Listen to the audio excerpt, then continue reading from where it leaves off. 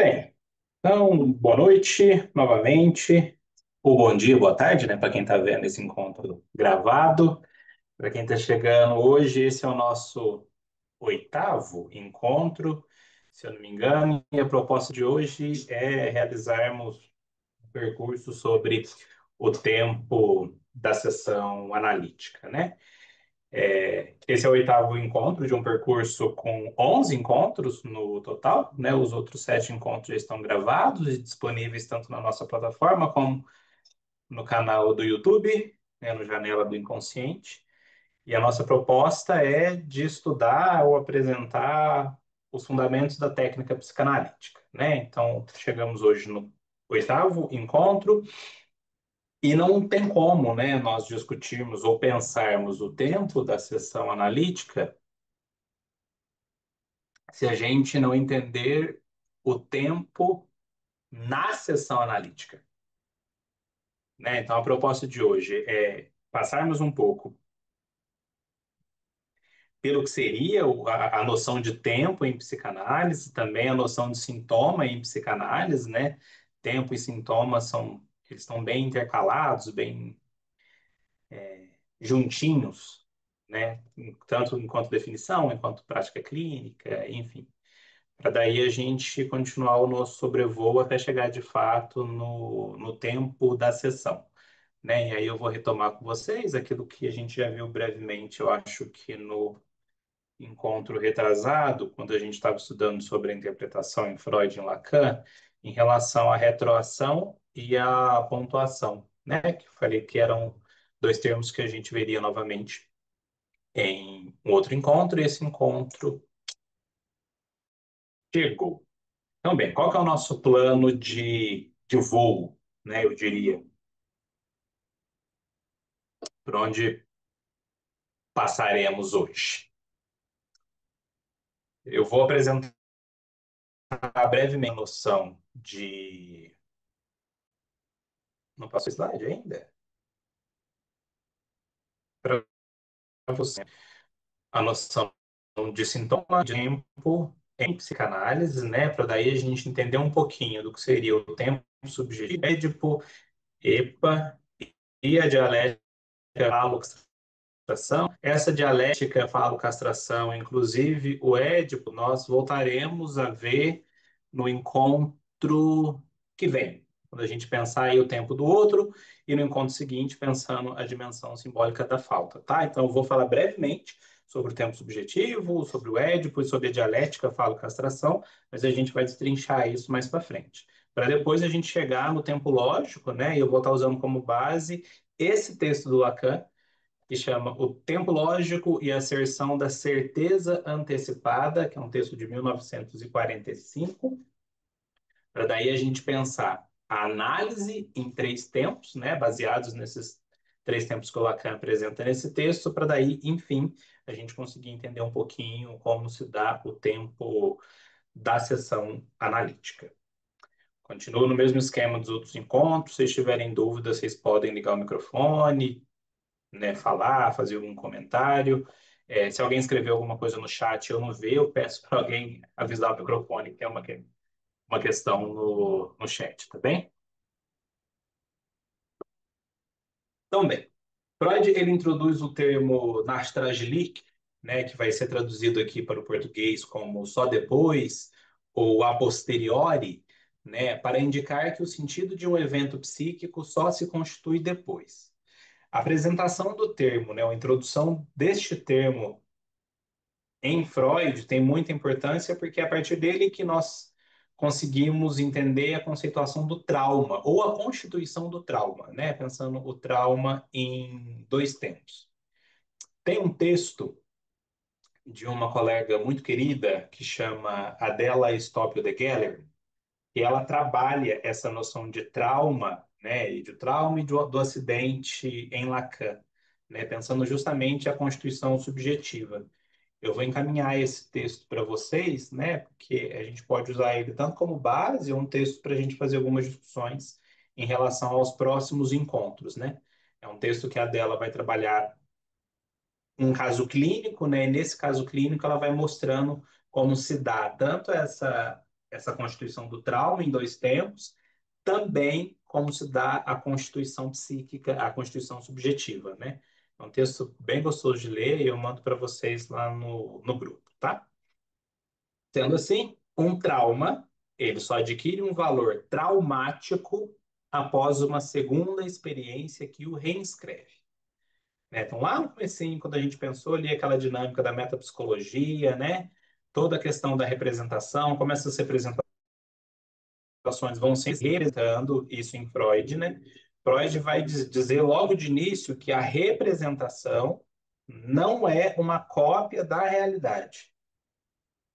Né? Sendo assim, né, o Lacan vai pensar isso através dessa cadeia significante que nós estamos começando a ver de uma maneira bem singela, né? Mas qual que é o nosso pano de fundo, o que a gente quer mostrar? Né? Pano de fundo não, né? Vamos pensar na superfície, que é onde estamos. Que o trauma não é o evento em si. Esse é o primeiro ponto. Sendo o trauma uma experiência que só se inscreve depois, num segundo tempo, o trauma é a resposta do psiquismo diante do acontecimento, certo? Não é o acontecimento em si. Então, existem eventos que eles podem ou não ser traumáticos, né? Mas quando Freud apresenta essa noção de Nachträglich, ou seja, esse a posteriori, ele diz que o que vai depender, né? O trauma só vai se constituir nessa segunda experiência. Ou seja, temos um momento em que do acontecimento, em que o psiquismo não tem condições de elaborar o acontecimento, e num segundo tempo, quando o psiquismo já tem condições de fazer essa elaboração e não o faz, é nesse momento que o trauma se constitui, certo? Então, Freud já trabalha uma causalidade psíquica desde o início. Em Lacan, isso vai se traduzir pela retroação do significante. Então, Lacan, ele pega esse conceito de Freud, né, o Nachträglich, e o Lacan vai usar um que chama Nachträglichkeit, que é justamente essa retroação. Né? Então, a retroação do significante no sentido que o sujeito só se reconhece como tal a partir do que vem depois, daquilo que o nomeia. Essa definição é muito importante, especialmente para a gente entender a constituição do sujeito em Lacan, né? Porque o Lacan já começa a trabalhar, né, os três registros desde o início do seu ensino. Né? Então, esse que o nomeia, né, esse que vem depois, nós já estamos situando o campo simbólico. Né? Então, eu tenho um primeiro tempo onde se situa somente o olhar, que seria o tempo do imaginário, né? E depois eu tenho que estar tudo em volta, que não se inscreve, mas não para de insistir, que é o real. Então, bem, aqui nós temos a retroação também no sentido de um só depois. Mas para Lacan, o sintoma ele não é um retorno do recalcado. O sintoma é uma repetição significante. Então, diferente de Freud, Lacan situa o sintoma como uma formação da linguagem. Então, por isso que essa repetição, isso que se reinscreve, e cada vez que se reinscreve produz um novo sentido, é de onde o Lacan vai pensar essa retroação significante. Sendo que, quando eu reinscrevo essa primeira experiência, eu dou para essa primeira experiência um valor, seja ela traumática ou não, eu também consigo produzir um sentido que me reposiciona diante do meu próprio discurso, diante do meu próprio tempo. Então, para Freud, né, a gente já começou a ver que há uma distinção, talvez, né, uma separação, ou uma forma de ver diferente. Né? Quando a gente começou a pensar ali a interpretação. Então, a interpretação para Freud tem a ver com revelar o sentido oculto, né? Por isso que o sintoma é algo, o sintoma é um retorno, né, do recalcado, é uma formação de compromisso. Então, eu preciso ler esse compromisso, preciso revelar esse sentido oculto. E para o Lacan, sendo o sintoma, essa retroação do significante, né, eu não tenho que revelar nada. Eu preciso fazer um corte nesse significante, preciso fazer uma pontuação para que daí isso retroaja, possibilitando que o sujeito faça uma reinscrição. Então, veja, nós só temos condições de entender uma frase quando ela termina. E ela termina com um ponto. Né? Então, a pontuação é onde o Lacan vai situar o ato do analista. Lacan sempre dizia que o inconsciente ele se abre e se fecha como um relógio. Né? Isso é uma metáfora que o Lacan vai usar muito para nos lembrar de que o tempo não é o que passa, mas o que se repete.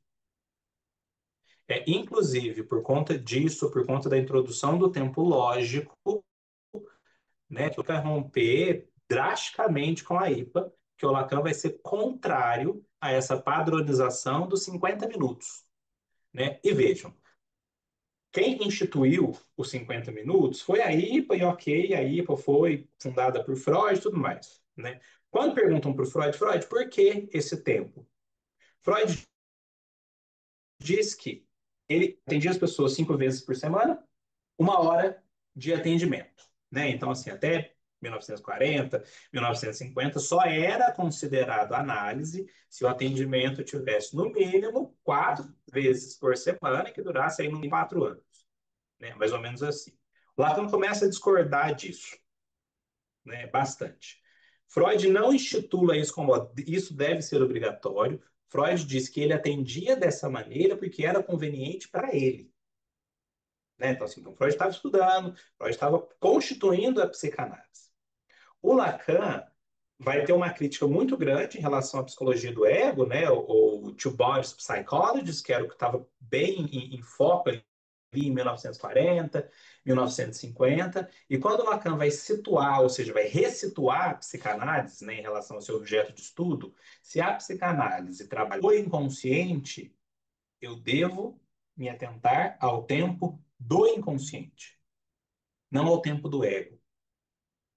Então, por isso, o tempo do ego é esse tempo que passa, é esse tempo cronológico, né? Porque a cronologia é justamente uma forma que o ego ou o imaginário tem de organizar as coisas, mas o inconsciente desconhece, né? E isso já estava em Freud.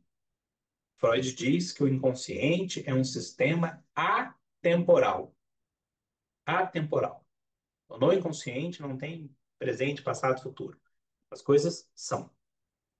Justamente por as coisas serem no inconsciente, e quando a pessoa fala de algo, né, pensar na associação livre, dentro da transferência, ela liga com isso que está no inconsciente e puxa. Ou seja, a pessoa sente de novo essa experiência, por isso que ela é reescrita. Agora com mais possibilidades de ser elaborada. Então, Lacan vai ser bem radical nesse ponto, ainda em 1945. Ou seja, estamos aí 5 anos antes do seminário 1. Né? Então, o sintoma, ele deixa de ser uma formação de compromisso e passa a ser uma formação de significante, uma formação de linguagem, que é justamente onde o Lacan vai situar as formações do inconsciente lá no seminário 5, como formações de linguagem. Então, vejam, mesmo que fique muito implícito isso, né, é do tempo que nós tratamos em psicanálise. É do tempo que se trata em análise. Porque quando nós estamos falando do sintoma, nós já estamos falando de uma dimensão temporal. Né? Então, o sintoma pode aparecer como esse tempo perdido, como tempo paralisado, como tempo errado, ou do tempo em que as coisas eram diferentes. Em cada um desses tempos, a gente consegue situar uma série de formações sintomáticas, né? Se é que eu posso usar esse termo, mas eu acho que a título didático é interessante a gente pensar por essa lógica. Então, quando a gente fala do tempo perdido, né? Aqui a gente pode referenciar Freud totalmente lá no texto 1914, recordar, repetir, elaborar. Então, o tempo perdido é esse tempo do recalcado, né? É esse tempo que não parou porque não foi simbolizado. Por isso que se repete, se repete, se repete, até que se recorde, para então ser elaborado. Quando a gente pensa no tempo paralisado, né, é aqui que entra Lacan e é aqui que a gente pensa nesse tempo fixado, né? Ou seja, é algo do gozo, ou seja, é algo desse modo de satisfação que ficou preso, atado, colado. Então, o tempo, ele não anda, mesmo que o sujeito continue sobrevivendo, o sujeito continue fazendo as suas coisas, né? Mas o tempo permanece ali parado, ao passo que o sujeito está colado a um ponto que é imóvel na sua história, né? Então, ele conta a história até aqui, daqui para cá parou. E aí, tudo que vem até aqui volta nesse ponto imóvel. E aí nós chegamos no tempo errado, né? O tempo errado é justamente onde ela vai situar o tempo lógico, né? E os três tempos. Porque o tempo errado é esse tempo do desencontro, né? O sujeito ele sempre chega fora do tempo, né? Fora do tempo em relação ao seu desejo, fora do tempo em relação ao outro, fora do tempo em relação à própria vida, né? Eu não vou lembrar o livro agora. Eu não sei se é o Joel Birman ou o Nasio que vai trabalhar isso, mas a gente começa, eles apresentam uma proposta interessante da gente pensar justamente o sofrimento, né, como esse descompasso ou esse desencontro do sujeito em relação ao seu próprio tempo, né? Então, quanto maior for esse desencontro, maior é justamente o sofrimento, ao passo que o sujeito fica sem condições de se situar nesse discurso, né? Num discurso em que o tempo já está perdido, num discurso em que o tempo está paralisado, ou num discurso em que o tempo está errado, né? Eu chego na hora errada, está tudo errado, não é assim que deveria ser. Ou ainda, de uma forma mais imaginária, que seria o tempo em que as coisas poderiam ser diferentes. Então, vejam, esse tempo errado é justamente o tempo do equívoco. Curiosamente, é no equívoco que o Lacan vai situar é, o, o alvo da interpretação. Então, a gente pega o equívoco, a gente pega a ambiguidade, para quê? Para fazer esse sentido vacilar. Então, quando Lacan pensa numa certeza, né, ele vai dizer que o tempo da certeza não coincide com o tempo do saber. Então, por isso que em psicanálise, né, especialmente na psicanálise lacaniana, né, há um saber e este saber é inconsciente. Então, quando a gente pensa, chegar à verdade do sujeito, a verdade, o conceito de verdade em psicanálise, a verdade se apresenta como aquilo que ainda não foi colocado em palavras. Então, veja, então, nesse sentido, a verdade vai ser sempre meio dita. Ela se apresenta sempre de forma parcial, né? De uma forma ficcional. Então, bem, o Lacan ele vai situar aqui no tempo errado para dizer que o sujeito ele, ele aparece entre, né? Então, assim, é errado, é o tempo do desencontro, por quê? Porque entre os três tempos, né? Entre o, por exemplo, eu vou explicar, acho que daqui a pouco, eu vou explicar os três tempos em Lacan, né? Mas só para situar aqui, aonde que está o desencontro, né? Entre o momento de compreender e o momento de concluir, ou o sujeito chega antecipado ou ele chega atrasado, né? Então, por isso, o desencontro. E por isso que o Lacan vai focar numa questão estrutural, portanto, lógica. Então, o tempo lógico para o Lacan tem a ver com uma questão estrutural. Então, quando Lacan retoma o complexo de Édipo, é justamente para pensar na estrutura do complexo de Édipo e não no mito. Porque o mito do complexo de Édipo é o que, para Lacan, está no registro do imaginário. Ou seja, o mito do Édipo na clínica é inutilizável, mas foi pelo mito que Freud conseguiu metaforizar, né? Explicar como se daria essa constituição ou essa inserção de limites no psiquismo. E o Lacan vai pensar de um ponto de vista estrutural. Ou seja, eu descarto essa óptica imaginária e foco na estrutura. Então, nessa estrutura que o Lacan vai extrair os matemas, que ele vai extrair as letras, né, para depois formular gráfico do desejo, esquema L, para mostrar o quê? Que até o desejo tem uma estrutura, que o fantasma, que a fantasia tem uma estrutura, porque se trata de um tempo que é lógico e não cronológico. Então, se é um tempo que é lógico, ele segue uma série de sucessões, ao mesmo tempo que ele retroage, ele reinscreve. Por isso que o sujeito, para Lacan, está sempre em constituição.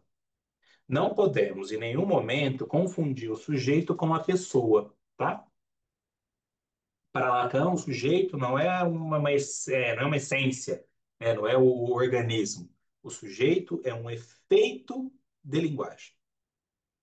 Por isso que o Lacan situa o sujeito entre, né, uma palavra e outra. E aqui chegamos ao tempo em que as coisas eram diferentes, né? Então, aqui o paciente chega e fala, mas nessa época poderia ter sido assim, ou se eu pudesse voltar e fazer diferente, tudo teria mudado, ou nessa época minha vida era muito melhor. Então, ou seja, esse tempo em que as coisas eram diferentes é justamente o tempo mítico da fantasia, ou seja, da cena originária. O que é essa cena originária? É essa cena, né, que acontece antes da perda. Então, veja, quando nós formos, daqui dois encontros, pensar a dimensão simbólica da falta, o Lacan vai pensar em três registros da falta no psiquismo, né? E como nós já vimos, como Freud apresenta lá, né, a vivência de satisfação é uma criação psíquica. Então, por isso que a gente pensa nesse mítico, certo? O sujeito, ele fala do passado, mas o que está em jogo aqui é justamente o tempo imaginário, que é justamente também uma montagem retroativa. Mas uma montagem retroativa que apenas organiza as imagens, sendo o sujeito um efeito do significante, o sujeito um efeito de linguagem. Se eu quiser promover, proporcionar uma ressignificação, uma reposição subjetiva, eu preciso então trabalhar na cadeia de significantes. Ou seja, não no registro imaginário, e sim no registro simbólico, né? Portanto, estrutural. Então, em análise, ao falar, o analisante reescreve o seu próprio tempo. O inconsciente não conhece o tempo cronológico. Então, o que o analista escuta é a temporalidade do discurso. E há, em análise, na análise, a possibilidade dessa reconfiguração de um tempo subjetivo. Então, vejam, sintoma e tempo estão bem atrelados. Quando eu penso em tempo subjetivo, né, eu estou pensando também em tempo constitutivo, portanto, um tempo estrutural, e aí nós chegamos ao que o Lacan chama de tempo lógico. Antes do tempo lógico, vale a gente situar que o tempo subjetivo é esse tempo da constituição, tanto do sujeito quanto do desejo. As questões edípicas, elas não se dão de uma só vez. Elas se montam por tempos sucessivos e retroativos. Então, quando Lacan volta, né, faz retorno a Freud, ele pega o complexo de Édipo Pega o Édipo e desmembra ele em três tempos. Os três tempos do Édipo. Os três tempos do Édipo nada mais são de que três formas de inscrição da falta.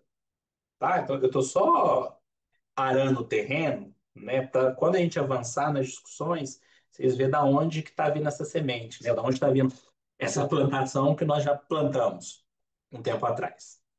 E daí, do tempo do Édipo, né, ou seja, dessas questões edípicas que não se dão de uma vez, mas que são sempre reinscritas, elas sempre retroagem, nós pensamos nessa dialética falo e castração.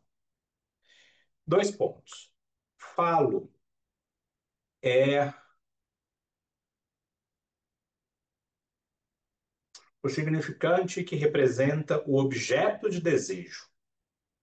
E castração, o significante que representa a falta. Então, objeto para a psicanálise é falta. Então, quando eu estou falando do falo, eu estou falando do objeto que representa o desejo. Quando eu estou falando de castração, eu estou falando do objeto que representa a falta.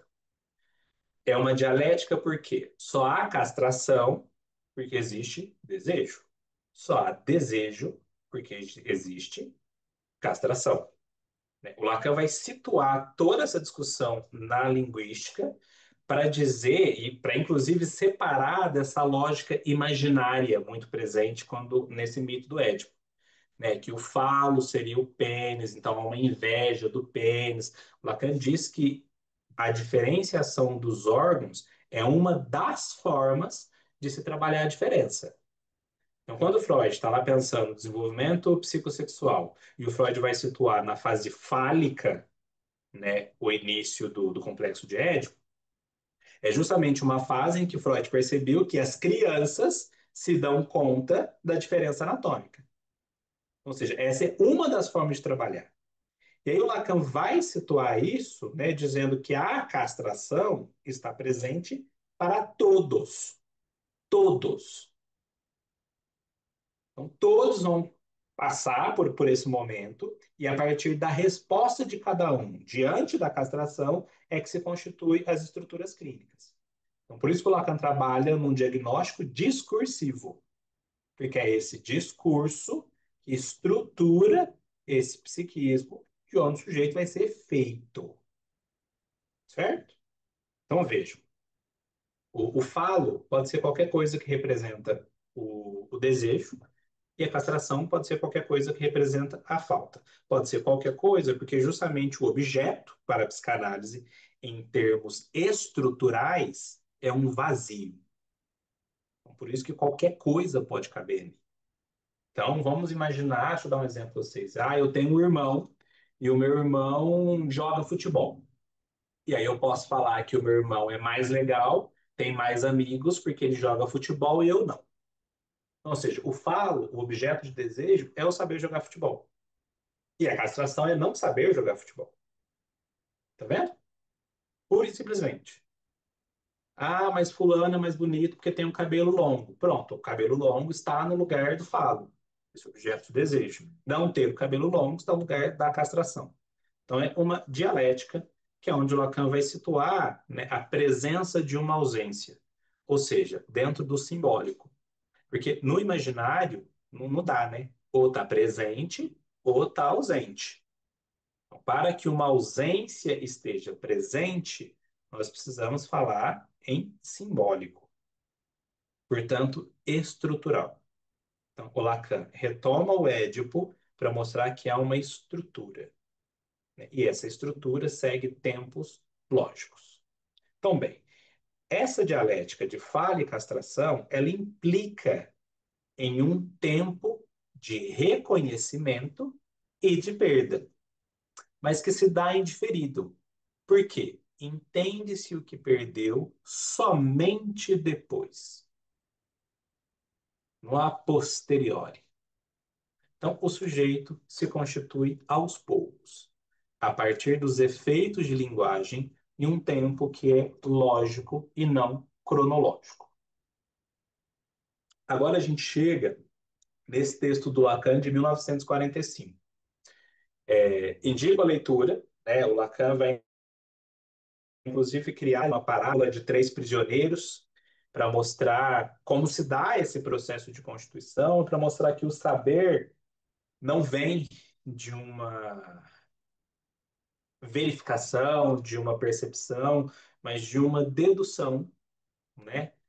De uma dedução lógica, né? De uma troca de olhares que sempre depende do outro, né? É um texto bem gostoso de ler.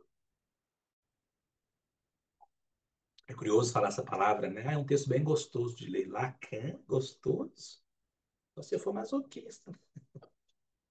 Mas brincadeiras à parte, é um texto gostoso, é um texto que já permite a gente entender muito do lugar de onde o Lacan já se apresenta ali em 1951, 52, 53, entre Seminário 1 e Seminário 2. Então, bem, aqui o Lacan vai propor o seguinte, que o tempo da certeza não coincide com o tempo do saber. Isso já está no título, né? O tempo lógico e a asserção da certeza antecipada.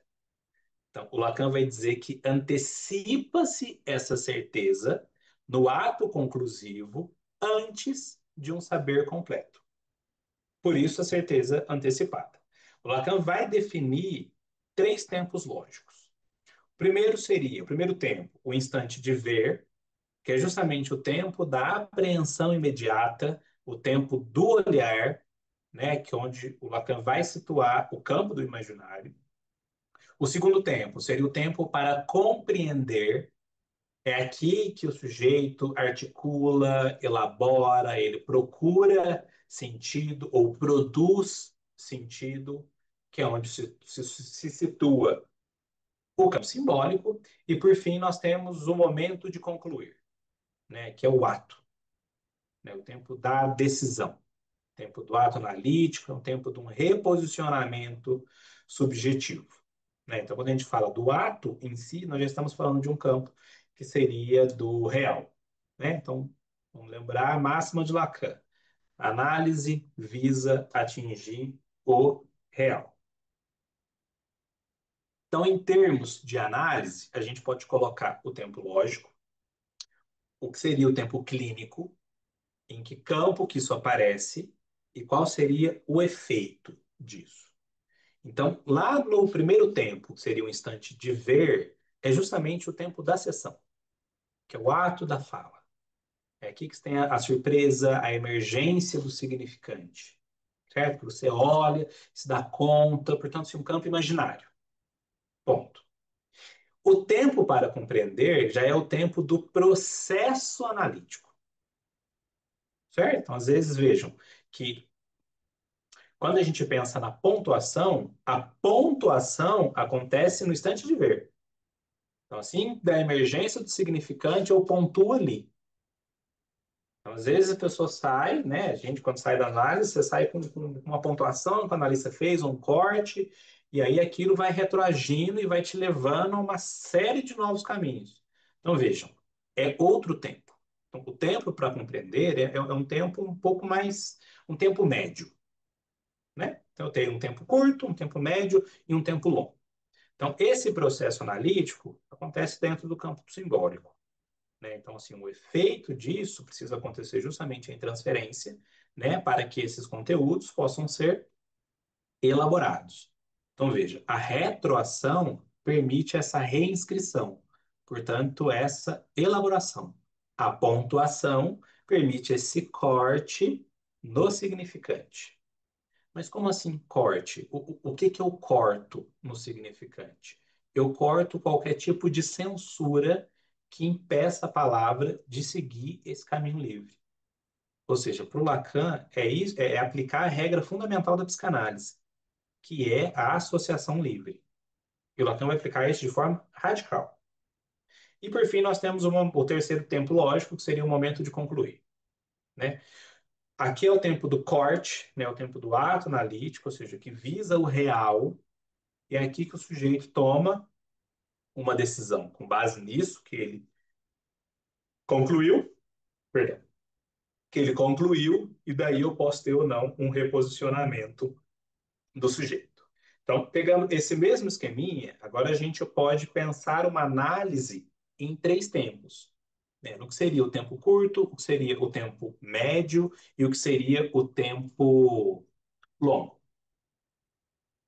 No Brasil, isso ficou traduzido como sessões curtas, né? Lacan sempre pensa em tempo lógico, né? Então, assim, uma sessão que segue o tempo lógico, que não visa um tempo cronológico, ela não é desprovida de sentido, muito pelo contrário, né? Então, Lacan vai sustentar que se passa desse momento, o resto de fala de, de fala que a pessoa vai trazendo só para encher esses 50 minutos, o Lacan vai situar como uma fala vazia. E o foco da análise é justamente essa fala plena, né? Plena do quê? Sentido. Então, é o tempo do inconsciente. Assim, o tempo curto é justamente o primeiro tempo lógico, né? É aqui que o sujeito se surpreende com algo que ele falou. Então, portanto, é o tempo da palavra analítica, é o tempo da sessão em ato, no acontecimento. Já o tempo médio é o tempo do jogo transferencial, da elaboração simbólica.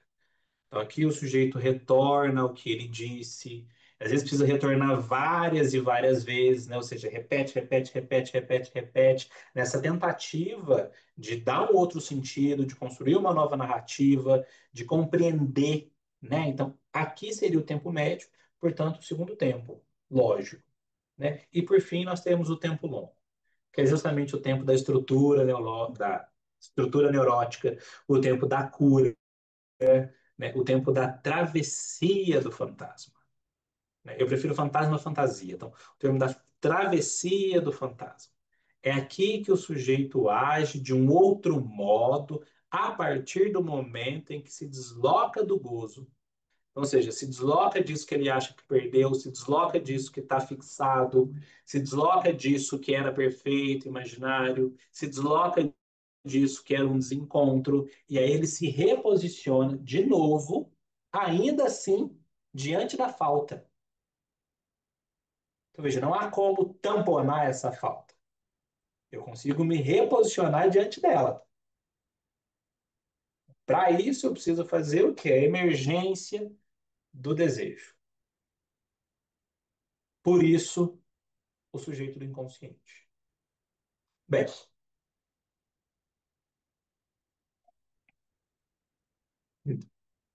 quando a gente vai pensar, então, no tempo da sessão, que é justamente esse tempo curto, o tempo do ato, o tempo da fala, onde acontece o ato, onde acontece a interpretação, a gente pensa nessa pontuação e na retroação. Então, a pontuação é justamente o ato presente do analista, né? É o corte, é o silêncio, é o término da sessão, porque essa pontuação, ela visa introduzir um tempo outro, que é o tempo do inconsciente. Né? E a pontuação, né, ela pode ser feita com corte, com silêncio, com término, mas também com uma ênfase. Né? Então, supor que eu esteja atendendo a Andréia vira e fala assim, nossa, a vida é um teatro. E antes dela seguir, eu posso repetir a frase dela e dar ênfase em uma das palavras. Né? Eu falei, o tempo ou a vida? A vida é um teatro. Então, a vida é um teatro? Ou a vida é um teatro? Ou a vida é um teatro? A frase foi dela, mas a partir do momento que eu devolvo para ela, com as palavras dela e com uma ênfase, eu produzo um tempo outro, eu introduzo um tempo outro. Claro que a ênfase vai ter a ver com esse discurso temporal, com a temporalidade do discurso. Então, se é uma questão que envolvia, sei lá, as questões da vida pessoal e tudo mais, né? Então, é a vida. Então, você está dizendo, o que você quer dizer com isso? Que a vida é o teatro? Que é uma farsa, que é uma encenação, que você é o protagonista, você é o diretor, você é a plateia. Ou quando eu falo não é um, eu poderia estar fazendo ela pensar, tá, mas existe só essa forma, então, de teatro? Só existe um teatro. Ou não pode ter outra cena, não pode ter outro momento, não pode ter outra apresentação. Ou senão, é tudo um teatro. Um teatro? Ou seja, está reduzindo tudo isso ao quê? Vejam que isso também é o que Lacan pensa como discurso oracular. Então, o discurso oracular está dentro da interpretação, ele não visa atingir um sentido, ele visa produzir ondas. Quem vai ter que trabalhar e chegar a um sentido é justamente o analisante. Então, cada vez que se pontua, eu provoco o quê? Uma retroação, que é um efeito temporal posterior. Então, quando eu pontuo, o sujeito tem condições de reler o que disse e ele pode descobrir, produzir, trabalhar, elaborar um outro sentido. Então, a retroação é o que mostra que a interpretação age sobre o antes, pensando o tempo como Nachträglich do Freud ou Nachträglichkeit do Lacan em retroação. Ou seja, só se constitui depois. Então, agora você consegue entender, compreender aquilo que aconteceu, para que daí você possa se reposicionar diante daquilo, da falta, da cena originária, desse desejo. Então, a pontuação, ela cria ou ela situa, eu acho que situa melhor do que criar, situa o vazio. E a retroação, ela tenta o quê? Encher esse vazio com algo novo. Então, por isso que a forma que nós temos de fazer uma avaliação sobre o ato interpretativo, né? Nossa, isso foi bom, não foi? Foi certo, não foi? É ver se ele aprofunda ou não a análise. É isso que tem valor. Né? Então, uma flecha que erra o alvo, não agride. Se agrediu, se causou uma série de negações, onde já se viu bem capaz, não é nada disso, você não entendeu nada do que eu estou dizendo, então você pegou uma resistência. E aí vai ter todo um trabalho, inclusive para justificar essa negação, que aí permite até que o sujeito veja, mas para que está negando tanto isso? Estou afirmando nada, véio, né? E sabemos que no inconsciente não tem negação. As coisas inconscientes são. Você encontra o fulano na rua, oi fulano, vamos marcar de sair. Fulano fala, não, vamos sim. Ele não vai sair. Já te falou, esse não é para quem? Esse não é para o próprio ego dele, para aliviar o ego, para dizer que eu não sou um cara que vou recusar um convite, né? Então veja, tá tudo na linguagem, né? Tá tudo na fala. Então a pontuação e a retroação é como a gente consegue pensar o tempo na sessão, né? Então eu preciso pontuar e permitir com que essa retroação aconteça. E aí cabe do meu olhar clínico no momento, meu olhar analítico, saber se a sessão deve ser encerrada neste momento, né? Ou se eu devo sustentar. Sustentar por quê? Vejam, quando a pontuação situa o vazio, há um tempo, há um intervalo. Intervalo do quê? Entre os significantes. Então, quando eu pontuo a frase da Andrea, tem um intervalo até com que ela diga outra coisa. Então, enquanto a pontuação acontece dentro da dimensão da sessão, a retroação é do ponto de vista da técnica.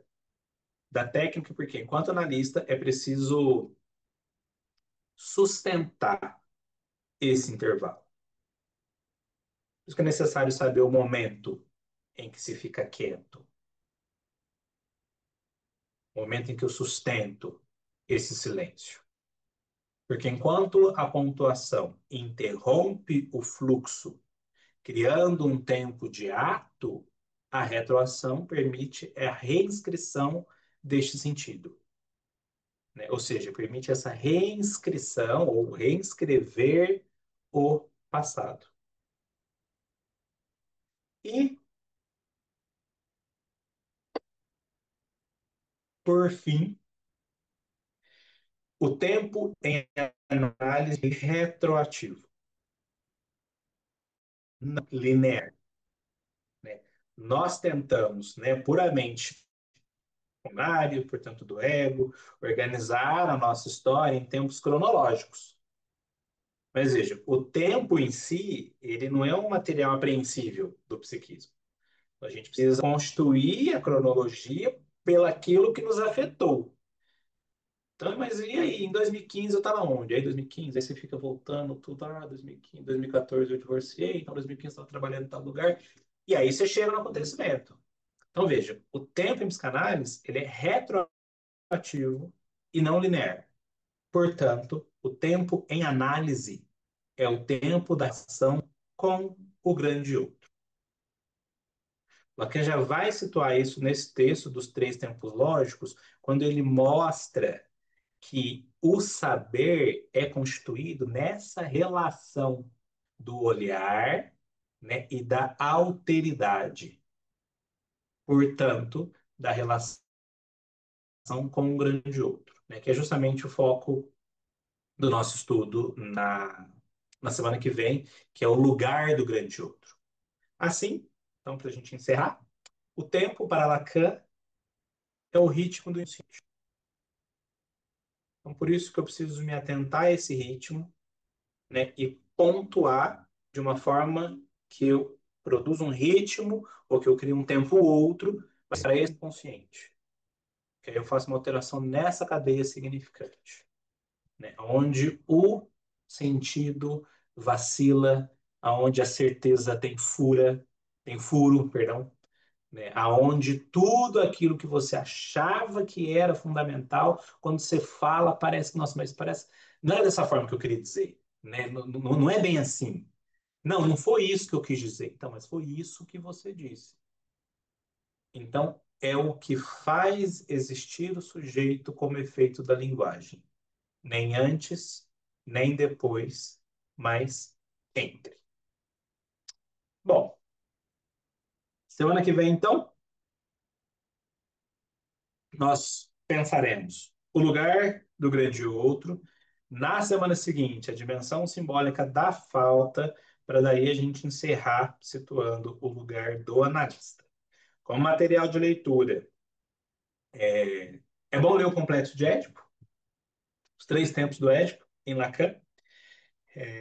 Esse texto que eu comentei, né, sobre o tempo lógico, e eu vou enviar para vocês o texto da Adela, né, que eu comentei, né, para a gente também ver um pouquinho dessa diferença, né? O Freud situava o trauma como um acidente psíquico e o Lacan vai situar o trauma como necessário para a constituição psíquica, né? Portanto, o real para o Lacan é sempre traumático. Bom, é isso, pessoal. Temos um tempinho ainda, queria ouvi-los, como que isso ressoou do lado daí, se fez sentido, se não fez, se bagunçou, se piorou. O que que vocês me dizem?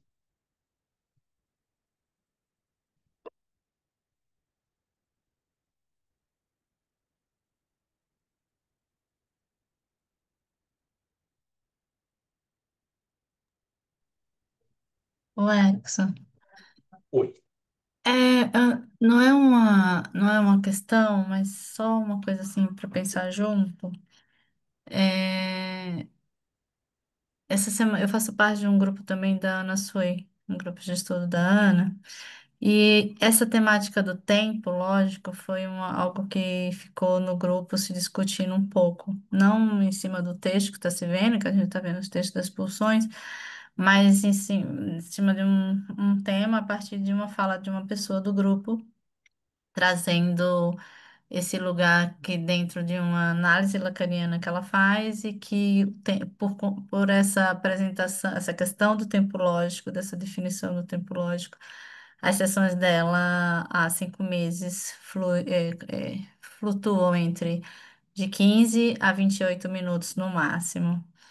E aí, pegando esse gancho aí dessa fala da colega, é, eu acho que assim, estruturalmente, tudo que o Lacan você foi trazendo a nível teórico, existe também uma modulação, não sei se essa é a melhor palavra do que eu estou tentando falar, de um uso da técnica onde essa apresentação do tempo lógico aparece como uma técnica específica da linha lacaniana e onde às vezes essa técnica, quando isso passa a se apresentar, né, de um lugar recorrente, nesse inconsciente que se apresenta a cada 15 minutos em todas as sessões, a cada 20 minutos, é algo que, assim, eu queria pensar um pouco, assim, sabe, dentro dessa ótica, como você escuta isso?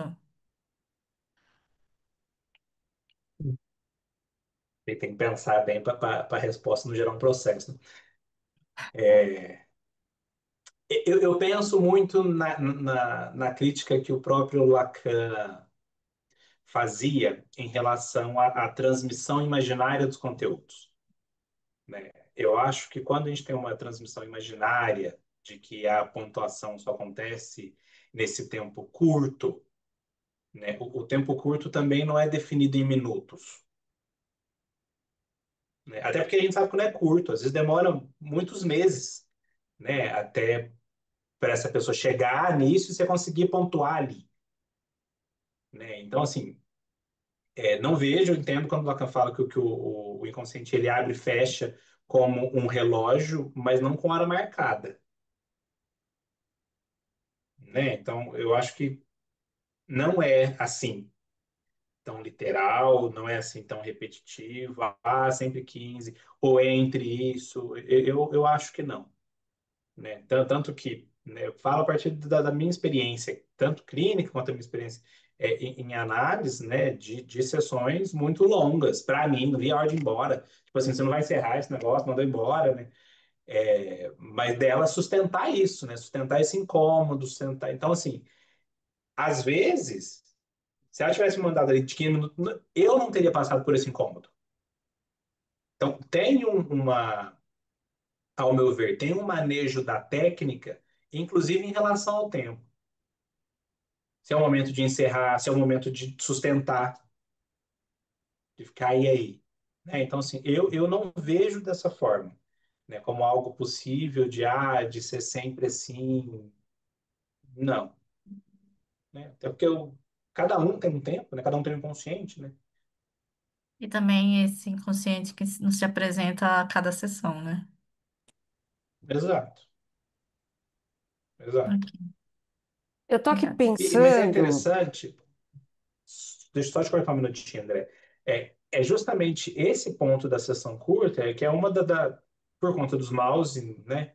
Dos maus entendidos, das pessoas que usam isso de forma incorreta, que o Lacan é muito criticado, né?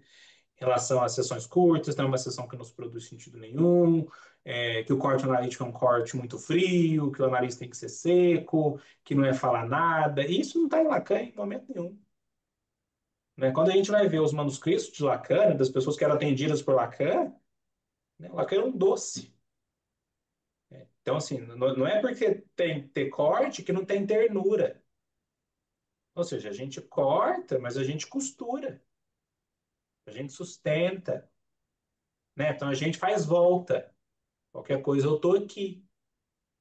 Me liga, me acessa, retorna, né? Então, ou seja, isso precisa ser dosado, e é claro que a gente faz isso de acordo com cada situação. Então, tem pessoas que precisam dessa disponibilidade que você está ali, e tem gente que segue embora, sem nada a ver. Então, ou seja, eu lembro, gosto muito, né, do início do seminário um quando Lacan fala que o analista não é aquele que ensina, né, ex-cátedra, né? Ou seja, a interpretação ela só deve chegar quando a pessoa estiver prestes a entender, né? Ou seja, já é uma caminhada. Tanto que o diagnóstico discursivo acontece em qual dos três tempos? No tempo longo da sessão. Não é nem no tempo curto, nem no tempo médio. Porque o tempo médio eu ainda estou ali fazendo o quê? Manejando transferência, o jogo transferencial. Para depois eu ter condições de começar a fazer esse diagnóstico discursivo. Né? Então, aqui que eu gosto muito, aqui a gente pode situar essa diferença, né? Que o Lacan faz do desejo do analista e o desejo de ser psicanalista. Que o desejo de ser psicanalista é esse que você pinta uma imagem, se cola uma imagem. Quem é o psicanalista? O psicanalista é essa pessoa que se porta assim, que faz que cruza os braços, que é seca, que é fria, que fala pouco. Não, isso é puramente um ideal. É diferente do desejo do analista. O desejo do analista, que não é um desejo puro, é algo que é forjado numa análise levada a termo. Oi, André. Eu estava aqui pensando que antes de se impor essa questão do tempo, talvez seja um pouco óbvio isso que eu vou dizer, mas nas entrevistas preliminares tem aquele tempo de conhecimento e de reconhecimento do sujeito por si próprio, do sujeito no setting, e também do sujeito se apropriar do próprio discurso e dessa linguagem se estabelecer antes das pontuações e retroações. Porque você vai conhecendo o teu analisante, então você tem um analisante que fala muito, para dar o corte você tem que pegar um machado, né? E aí você tem uma pessoa mais calma, que vem com as suas próprias pontuações, que são diferentes dessas que a gente está falando, mas é isso que eu estou pensando, que tanto o tempo quanto as pontuações e as retroações, elas não tem mesmo uma fórmula, né? Não tem por isso grandes defeitos do corte sem afeto e tal, porque tem um processo de conhecimento do analisante, da gente se reconhecer para estabelecer essa linguagem, né? Porque fica essa relação também, essa linguagem de corte e de acabou a sessão em 17 minutos, é uma comunicação que o analisante fica assim, será que isso vai se repetir? Aí, nossa, semana passada fiquei 17 minutos, essa semana a gente ficou 54, né? Isso não Uhum. acontece nas sessões de luto, por exemplo, mas nas sessões que são bem analíticas e, sobretudo, eu estou com muitos pacientes novos que nunca fizeram análise, que estão vindo para a psicanálise pela primeira vez. Então, você falando me deu muito essa percepção de uma, talvez mesmo nas preliminares, da gente compreender os tons de linguagem. Acho que isso pertence muito ao setting também, né? Para fazer esses cortes de linguagem. Foi bom, quando você estava falando, eu pensei numa coisa que eu acho que eu não falei para vocês, né? Quando eu falei da pontuação, né, não, e situei como se fosse um ponto final, é, não necessariamente essa pontuação vai ser sempre um termo de análise, um termo da sessão, né? É possível a gente pontuar uma vez e continuar. Porque às vezes a gente só precisa mudar de parágrafo, né, para situar, mas não necessariamente de capítulo. Então vamos dizer, olha, você falou sobre isso aqui, isso daqui, mas tem a ver com aquilo que você trouxe na semana passada, né? Então, ou seja, eu situo, né? E por isso que isso tem a ver de fato com, com esse posicionamento que é tanto ético como técnico, né? Porque a técnica ela se posiciona na ética, né? Então, assim, você precisa estar nesse lugar para que daí você consiga sustentar isso. Então, existem discursos, como você disse, né, que o negócio vai indo e às vezes você faz a pontuação e a pessoa não percebe. Porque tá indo, tá indo, tá indo, tá indo, tá indo, falando, falando, falando, falando, falando. Então, ou seja, às vezes não é o momento, não é o momento dele, né? Então, cada um tem o seu tempo. Eu assisti ontem, atrasada, lógico, a Virgínia e Adelaide. As sessões são super bonitas e dá para ver muito. Tem um pedaço que está muito pontuado disso aqui que a gente está falando hoje. Uma resistência importante que ela encontra lá. Não vou dar spoiler, mas é um filme muito legal de ver. Está no Canal Brasil, na Claro TV+. Qual que é o nome? Virgínia e Adelaide, Vamos da saber. primeira Ultimamente eu psicanalista tô. mulher. Tá, É muito bonitinho o filme. vamos saber. Obrigado. Oi, Jéssica. Oiê, boa noite. É, eu fiquei pensando, né, se essa lógica do tempo também se aplica ao brincar e à clínica com crianças, porque e como que seria, né, também esse manejo por exemplo, de sessões em que às vezes duram 40 minutos, ou sessões que duram mais de uma hora com as crianças. Ou, né, dentro da teoria lacaniana, que eu estou me aproximando agora, né? Também tem tem uma outra forma de pensar esse tempo na clínica com crianças.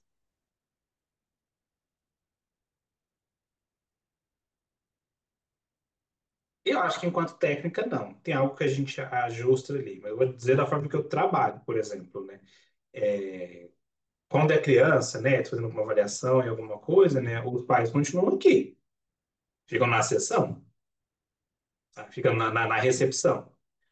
Porque dependendo da produção, se a criança quiser chamar, mostrar, ele tem que estar ali. Então, assim, comigo não. E isso já fica estabelecido nas entrevistas preliminares. Né? Então, ou seja, até chegar na criança, às vezes eu falo com os pais 3, 4 vezes depois de chegar. Então, nessas 3, 4 vezes, ao mesmo tempo que eu entendo, vou recebendo, colhendo essa demanda, eu vou mostrando para eles a minha forma de trabalho. Né? Então, assim, comigo não funciona isso de, ó, deixou a criança aqui, vai no supermercado, depois busca. Não, fica aqui. Né? Tem que estar presente. Porque se a sessão acabar antes de alguma coisa, tá ali para não ficar, né? Tem um texto do Lacan que é Nota sobre a Criança. É o único texto que ele escreveu, acho, mais ou menos falando. É um texto interessante da gente pensar isso, que a gente consegue ver uma volta assim, né, do atendimento infantil. Envolve essa escuta com o pai, com os pais, essa relação que a gente vai com ver a escola, para a gente pensar a cultura, né? Mas também da gente situar esse tempo do acontecimento, né? Porque a criança também segue a mesma lógica. Às vezes você pode, eu preparei alguma coisa, a criança não vai nada que você preparou, ou tudo aquilo que você tinha programado, pronto, acabou em 15 minutos. Ou às vezes ela chegou e falou e chegou, sabe assim, de fato, aquilo que deveria ser trabalhado, ela conseguiu fazer isso. Então, às vezes, estender isso é um negócio que fica frouxo. É só para cumprir um horário, né? Só para cumprir num campo imaginário. Né? Mas, assim, eu te dei o meu exemplo, né, para dizer o que o Lacan sustenta. Né? A gente entende a análise como um laboratório do analista. Né? Então, cada um vai constituir a sua clínica. Né? A minha funciona assim. Tem colegas que funcionam completamente diferente.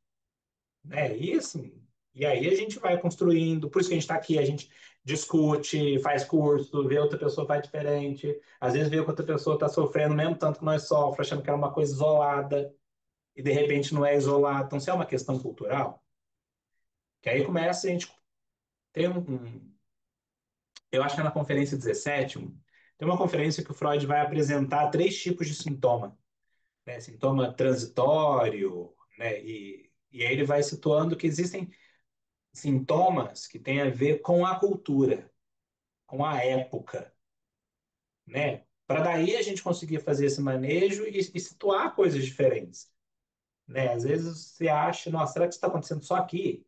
Será que é só eu que estou nadando contra a corrente? E aí quando você vai, faz uma supervisão com um colega, faz com outro, participa de um grupo de estudo, a gente, eu acho que a gente tem condições de ter novos apoios, né? Porque a queda continua adiante. A sessão é sempre um novo saber, né? Nunca se sabe como vai ser, especialmente com crianças e adolescentes, né? Com adolescentes mais ainda, né?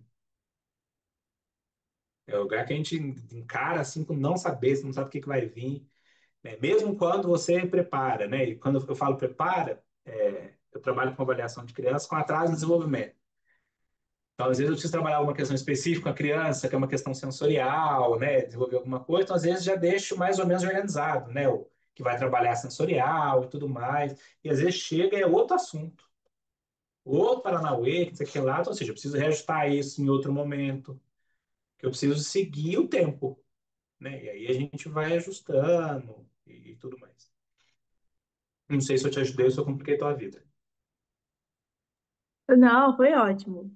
Eu acho que é pensar, né? Essa outra maneira de fazer a clínica também, né? Eu gosto muito de pensar nessa troca com pares mesmo, né? Eu acho que é isso. Porque a clínica já é solitária, né? Então, assim, não dá pra você terminar um atendimento e ir pra um churrasco, bicho, nossa, fala. Não, hein? Nem com outros pares sendo psicólogos, né? Porque isso aí é fofoca, gente. O nome disso é fofoca. Então, ou seja, quando você vai apresentar um caso clínico, mesmo que seja um outro colega, psicólogo, psicanalista, você apresenta como um caso,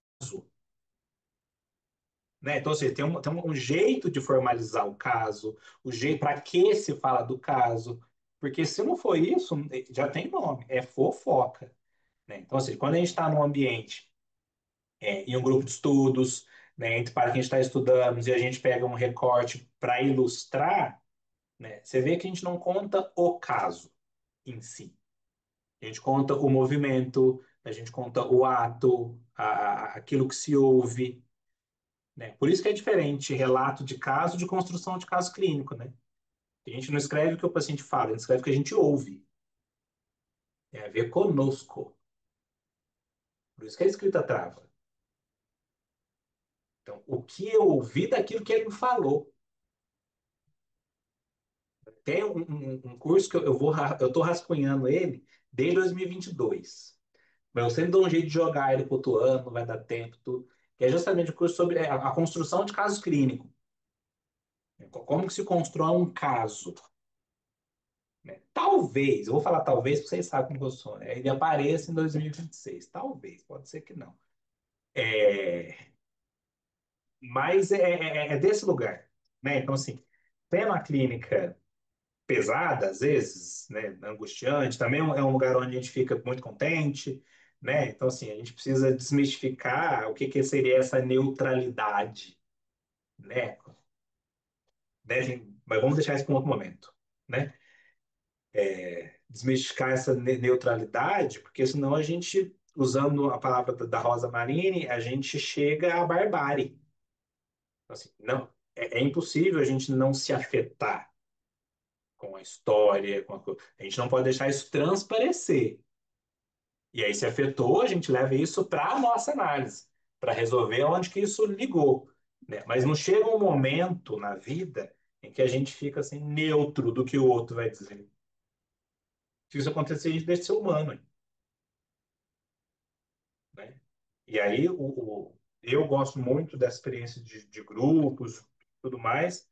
Por isso que eu também estou sempre inventando as coisas, que aí eu consigo pensar mais para as perguntas que eu mesmo vou inventando durante a semana e tudo mais. E aí alguém pensa, né? Ontem, na terça-feira, ontem, quarta-feira, a gente teve um encontro lá no curso de formação sobre escrita em psicanálise, e aí na hora que a Bruna deu um exemplo sobre um texto que ela pretende escrever, na hora que ela falou o título do texto dela, foi como se eu tivesse sentido que ela tinha pegado o meu planejamento de 2022, 2026.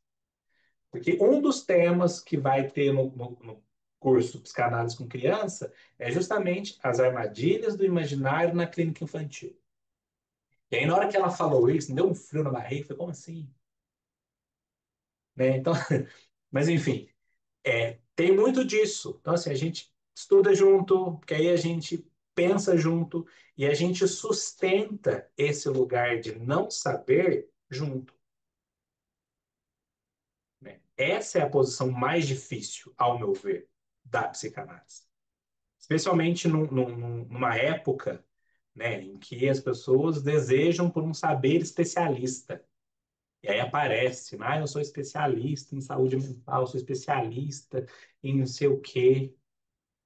Eu costumo falar assim, eu sou especialista em gente. Bem, aí nós vemos o que que dá, né? Porque o resto é tudo frouxo, assim, de definição e das coisas. E esse especialista traz o quê? Ele tem o saber. Rapaz, a gente sabe do quê?